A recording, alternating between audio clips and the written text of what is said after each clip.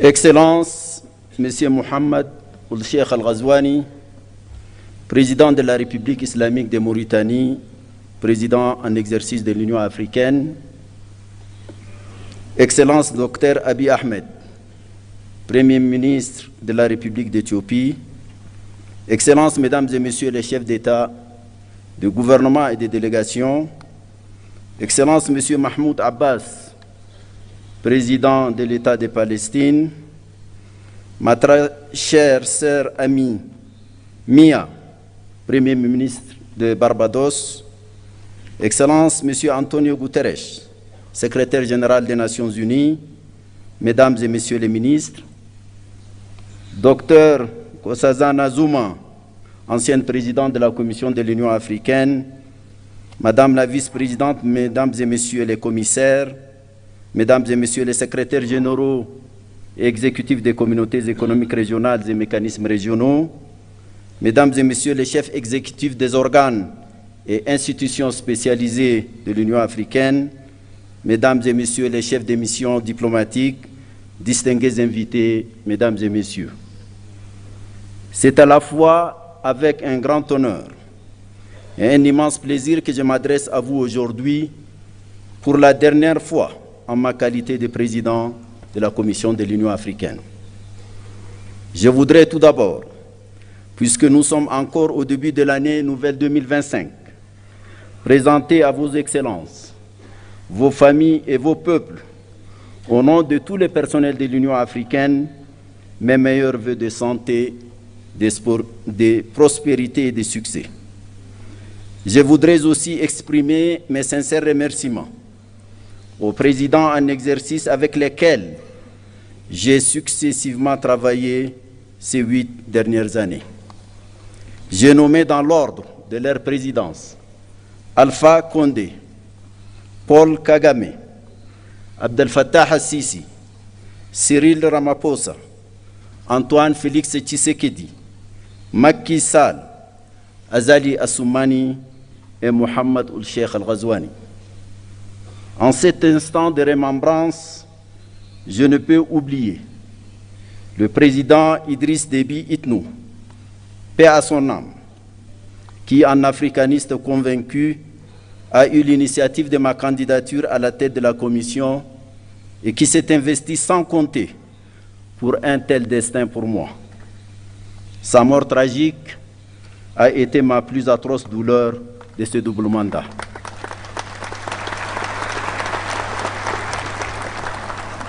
Excellences, Mesdames, Messieurs, 8 ans se sont écoulés depuis mon élection fin janvier 2017 comme président de la Commission de l'Union africaine.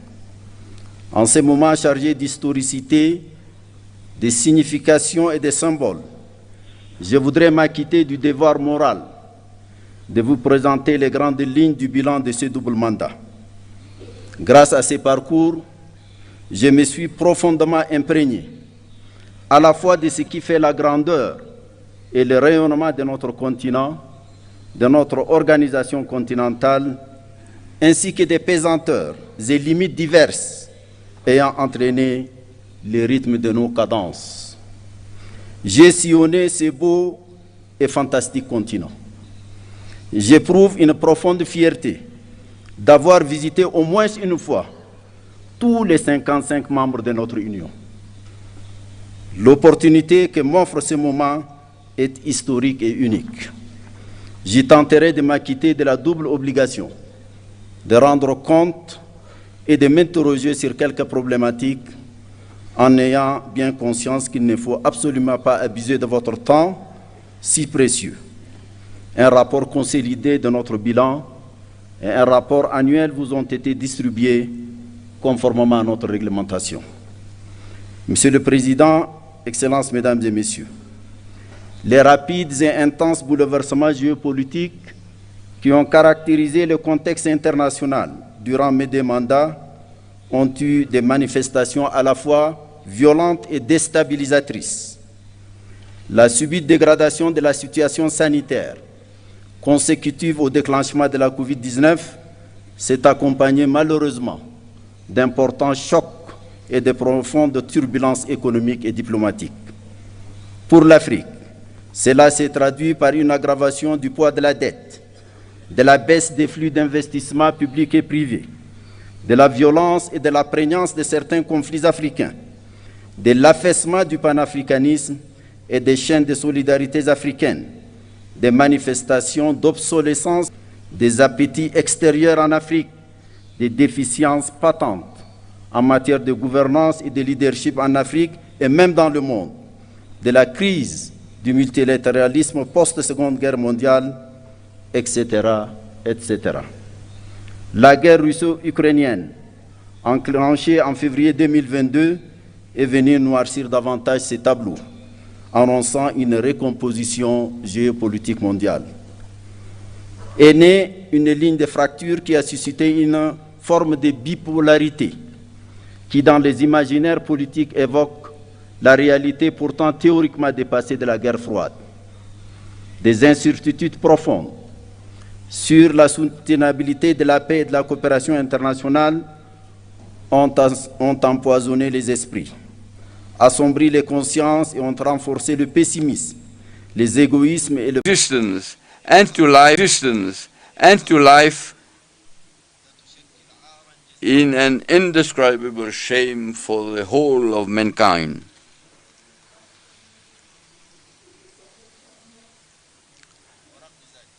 In spite of all this,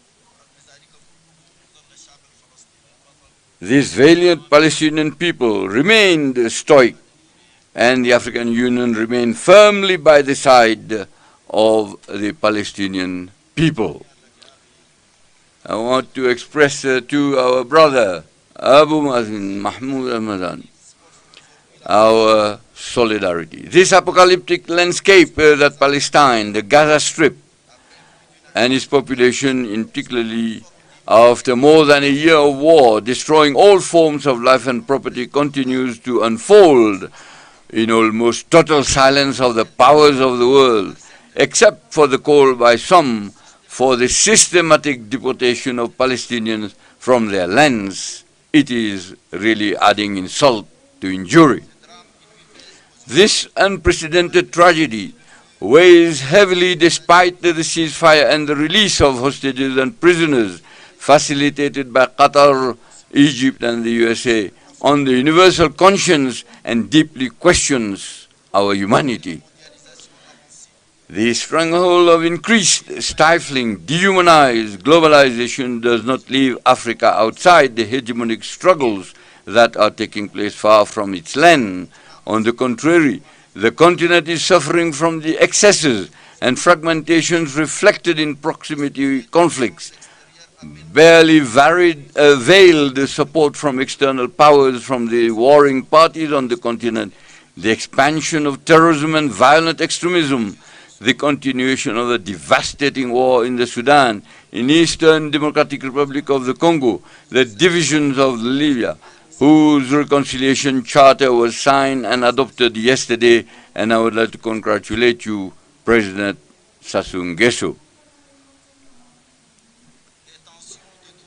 Tensions of all kinds in the Sahel, in the Lake Chad Basin, in the Gulf of Guinea, in Mozambique, in the Horn of Africa and the Great Lakes region are another part of the unsmoldering string of African crises.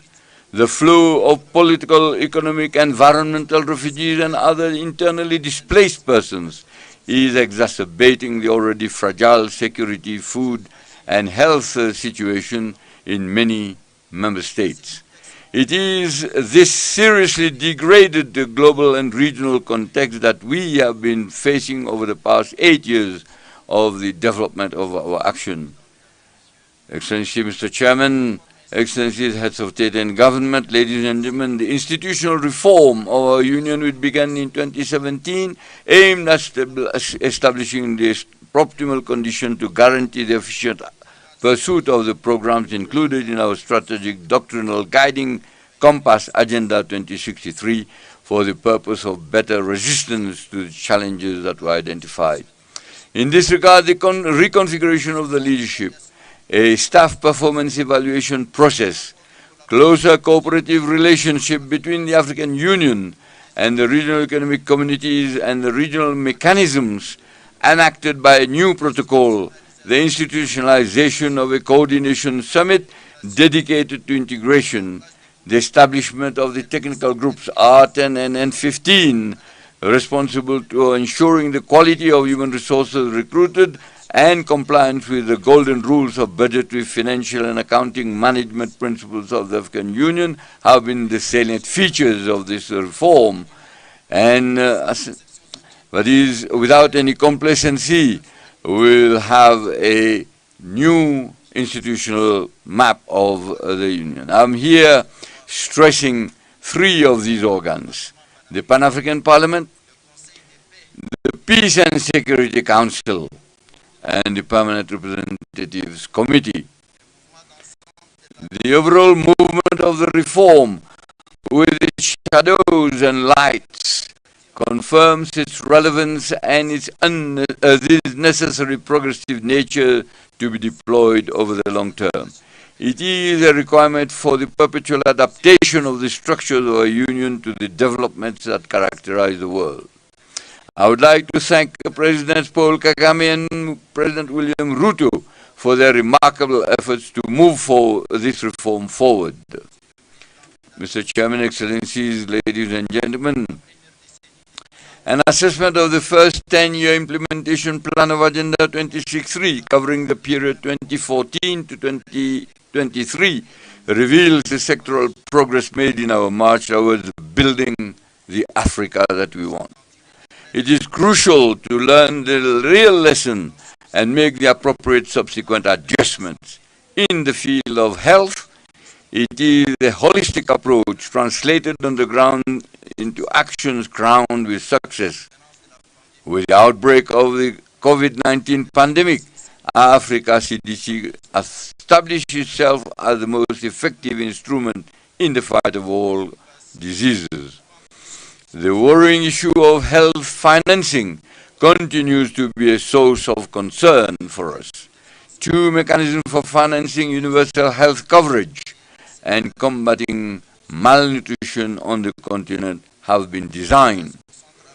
Thanks to the African Veterinary Vaccine Center, PANVAC, whose new vaccine production laboratory was inaugurated in February 2024, significant progress has been made in the areas of livestock, animal health, and socio-economic development.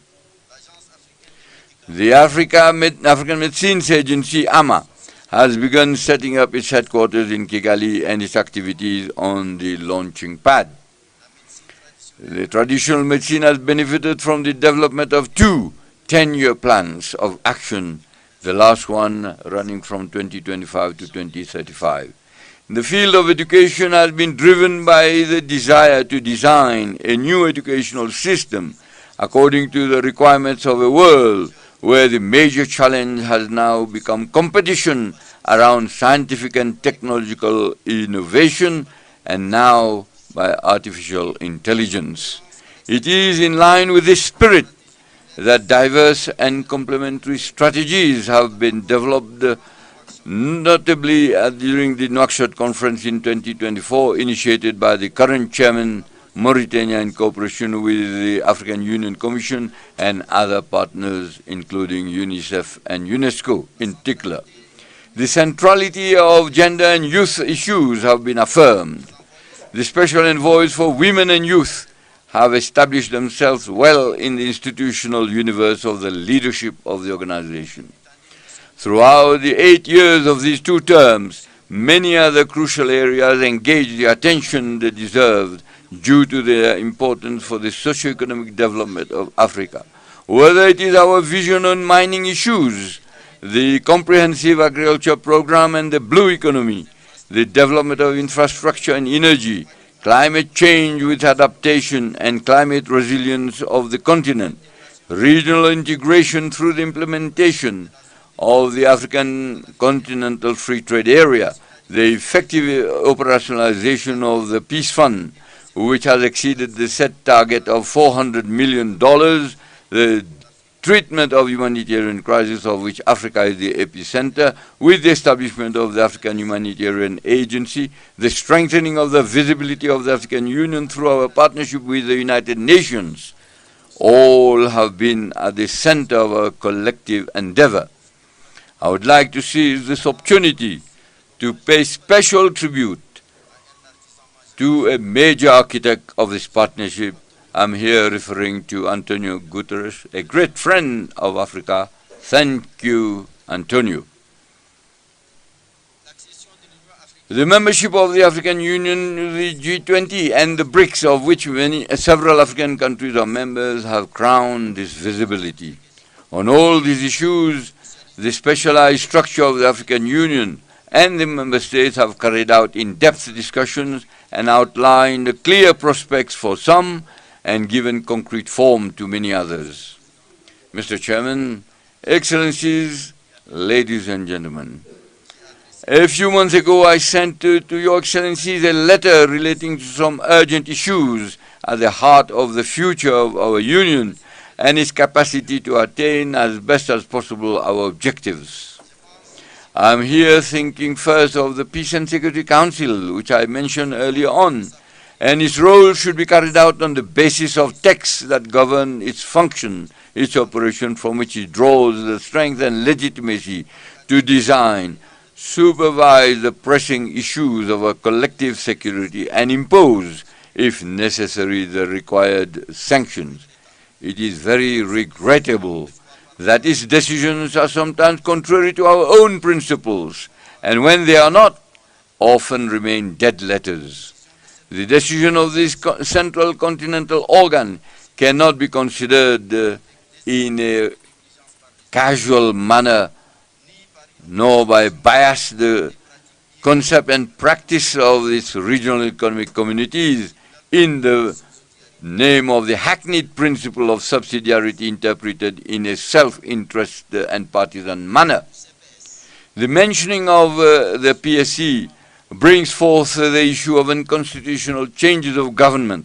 In this regard, I mention in the said letter that we have only two options henceforth: either abandon the principles that currently govern this issue or apply them seriously, notwithstanding the fact that we can revise them, adapt them to the new realities. I think for our own credibility, we should continue to establish these principles like a litany while trampling on them and accepting their flagrant and constant violation. There is nothing that eats more into our credibility than such an attitude, which has recently led to a real distrust in the rules and principles and weakened integration in part of the continent. I am here mentioning the persistent and paralyzing slump of our unbearable division in terms of representation in relation to our so-called strategic partnerships. I drew attention, and I draw again attention here, to choose one of the two options that are presented to us and which I presented in clear terms in my letter.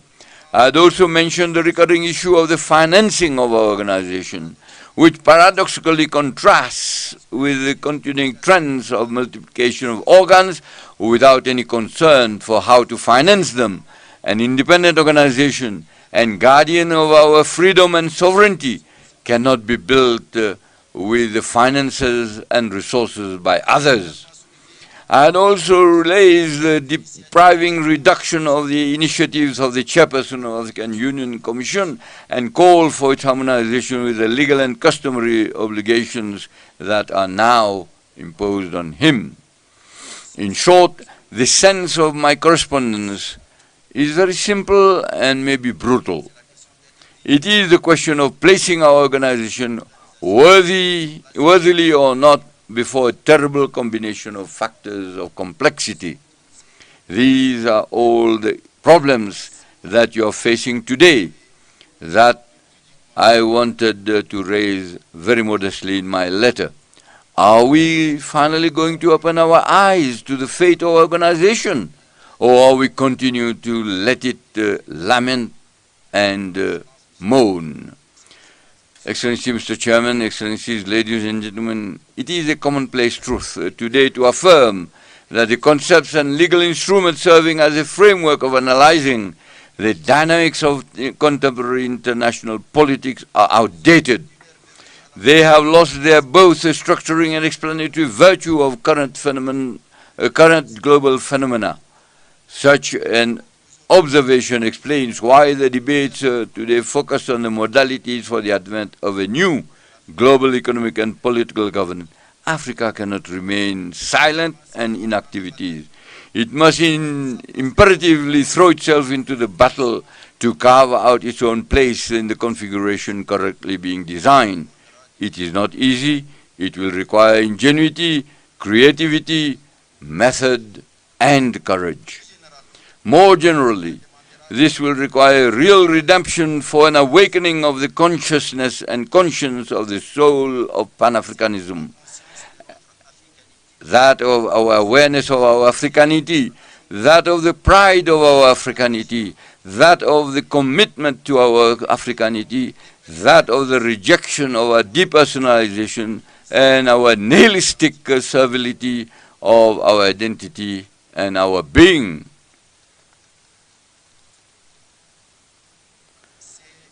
This is what African youth are calling for us to do. They are the majority in all our states and are becoming increasingly demanding. Their voices are resonating louder and louder thanks to the new forms of communication that amplify all expressions. African youth are constantly challenging us and putting us on trial for being out of step with their aspirations, which are that of an Africa that is open to itself, united, sovereign in its policies and choices, standing and interdependent. This solidarity has always been our lifeline in the fight against colonialism and apartheid and the completion of our independence.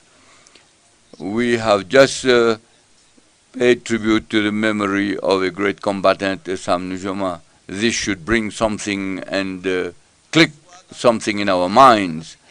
Our solidarity should galvanize our consciences, our wills and our intelligence to lead us to a more promising common destiny. There are no other new path for our future than to listen and to give substance to the aspirations of our youth, our fellow citizens and our diaspora. Mr. Chairman, Excellencies, ladies and gentlemen, I am leaving my office definitively in a few days. I am overwhelmed by a sweet feeling of freedom that allows me to say a few words from the bottom of my heart.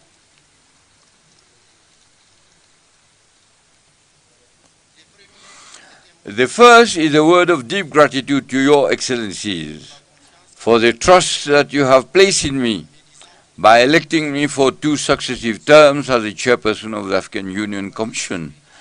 You must rest assured that I have measured and I continue to measure all the dimensions of this trust and the heavy weight of subsequent gratitude and acknowledgement. The second word concerns the other one and me. In the other one, I'm thinking of our partners, especially those who have offered a sincere friendship and mutually beneficial cooperation. I want to thank them all and express our gratitude. I am also thinking of you present here, those who have left us also for different reasons. You have realized good and great things, and above all, as far as possible, respected a certain ethic and a line of conduct that we have believed to be consistent with our principles. Please accept my full gratitude. The members of the African Union Commission are the men and women that have worked very often in the shadows with diligence, dedication, discipline, and talent. I would like to pay tribute to them, the tribute that they deserve. The third word relates to my own limitations. I wanted so much to do quickly and better during the 2 terms that you entrusted to me. I know that I have not done everything. Perhaps I underestimated the burden of the task and the weight of the constraints. I know that I may have made mistakes. I should not say perhaps, but I should say certainly I've made mistakes. Maybe here and there I have weakened and made mistakes and missed opportunities to do better. I would like to apologize and ask forgiveness if my shortcomings have caused any individual or collective harm.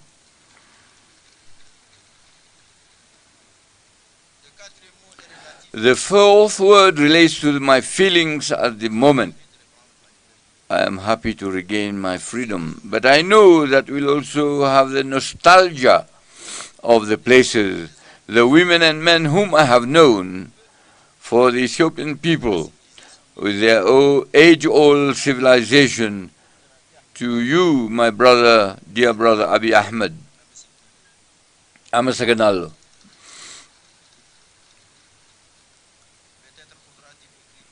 Maybe we'll have time to write the history of all this tangle of feelings and sensations. Finally, my fifth word is that of my oath to continue to think of Africa, to serve Africa, to dream for it, for its youth for whom we have not done enough and for whom we must do a lot, because after all, it is they who count today and more so tomorrow. A final word to you, Mr. President, Chairperson, and Mr. President, dear brother Sheikh Al-Ghazwani, to tell you how much I appreciated your close relation throughout your mandate. You have been a master of wisdom, civic-mindedness, and loftiness, inspiring in all respects. To you, Mr. President, and dear brother Joao Lorenzo, and I would like to stress that the quiet strength that you symbolize reassures me about a chairmanship of seriousness and substance. May you both in particular, and all of us, have an active thought for the great prisoner of the Sahel, President Mohamed Bazoum, whose interminable detention is not justified. He must be released unconditionally. I wish full success to our summit. I wish full success to our next leadership. I thank you.